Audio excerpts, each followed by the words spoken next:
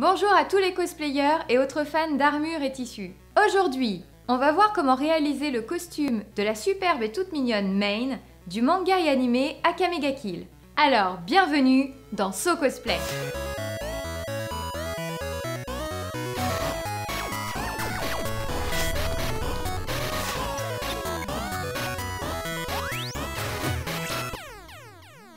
J'ai flashé il y a quelque temps sur le personnage de Main du manga et animé Akame ga Kill. Red Ice World Akame ga Kill est à la base une série de mangas écrite par Takahiro et illustrée par Tetsuya Tashiro. Elle est prépubliée depuis 2010 au Japon dans le magazine Gang Gang Joker de Square Enix. Et elle est sortie en 10 volumes en juin 2014. L'anime, quant à lui, est produit par White Fox Studio et a été diffusé à partir de juillet 2014. Nous sommes face à un shonen, plutôt seinen d'ailleurs, étant donné la violence de certains passages, qui nous conte l'histoire d'un groupe d'assassins dans une cité corrompue. Le personnage de Main est l'un des membres du groupe d'assassins, le Night Raid. Elle est, à mon sens, le personnage le plus intéressant de cette série. Elle est à la fois super mignonne dans son costume rose et en même temps ultra badass avec son Teigu Pumpkin. Une espèce de gros gun canon sniper dont la puissance s'intensifie en fonction du danger qui l'entoure.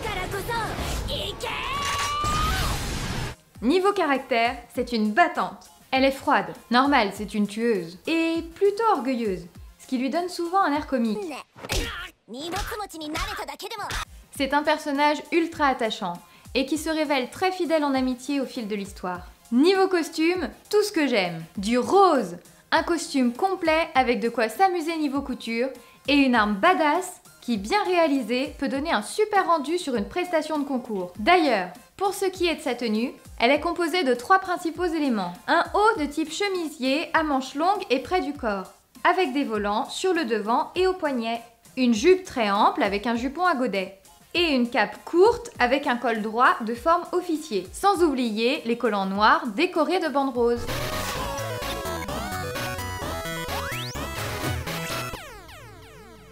Et maintenant, on va voir comment on pourrait réaliser tout ça.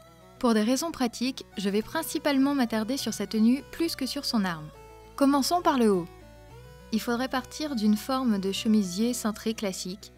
Je préconise un coton mélangé assez souple, sans être trop fin parce qu'il servira aussi pour la jupe, histoire d'apporter une belle harmonie au costume. N'oubliez pas de prendre suffisamment de tissu pour finir le bas du chemisier par 2 jolies pointes à l'avant. Il faudra prévoir des manches suffisamment larges pour pouvoir réaliser de belles fronces au poignet. Pensez à faire les manches après avoir ajusté le corps du chemisier, histoire d'avoir les bonnes mesures.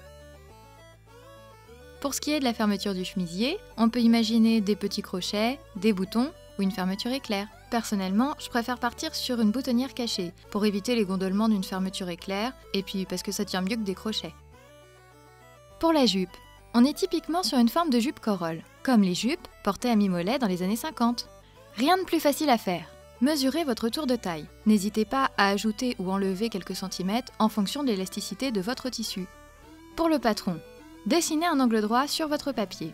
Reportez la mesure R, puis continuez cette ligne par la longueur souhaitée de la jupe. Il faudra utiliser la même technique pour réaliser le jupon, mais avec un tissu plus léger et vaporeux.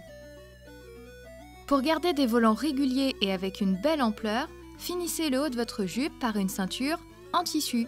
Pour les volants du jupon, vous pouvez utiliser un pied de biche spécial fronce. Si vous n'en avez pas, il vous suffit de découper un rectangle dont la longueur correspond au périmètre du bas du jupon x 2.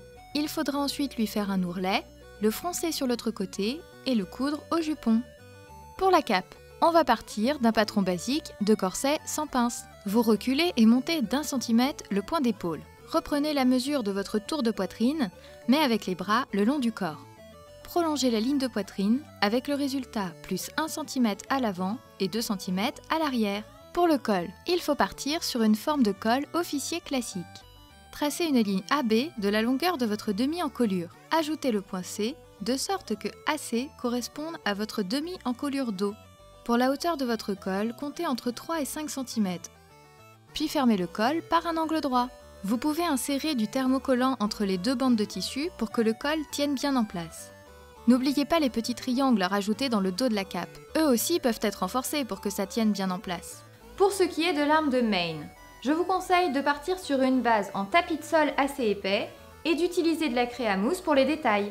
Je pense qu'il faudrait également intégrer un tube plastique relativement solide sur toute la longueur de l'arme pour la tenir droite et en même temps servir de canon central. Pour renforcer la poignée, vous pouvez utiliser une plaque de médium. Pour décorer votre arme, n'hésitez pas à utiliser de la pâte Fimo ou des vis. C'est tout pour aujourd'hui. J'espère que cette première émission vous a plu. N'hésitez pas à me laisser des commentaires pour me dire ce que vous en avez pensé, à me dire si vous aimez le personnage de Maine vous aussi, ou bien un autre personnage du manga, ou encore n'importe quel autre personnage à cosplayer. Je vous fais des bisous, et surtout n'oubliez pas que le cosplay, c'est avant tout pour s'amuser. Cette voix, c'est Jack spécifique, pas des petits donc, ils ont diverses licences de films, de comics ou encore de jeux vidéo. WWF action figures. With the huge Unova region playset. On parle ici des Slug Zombies pour Scary Little Ugly Guy Zombies. Ou en français, effrayant petit galet.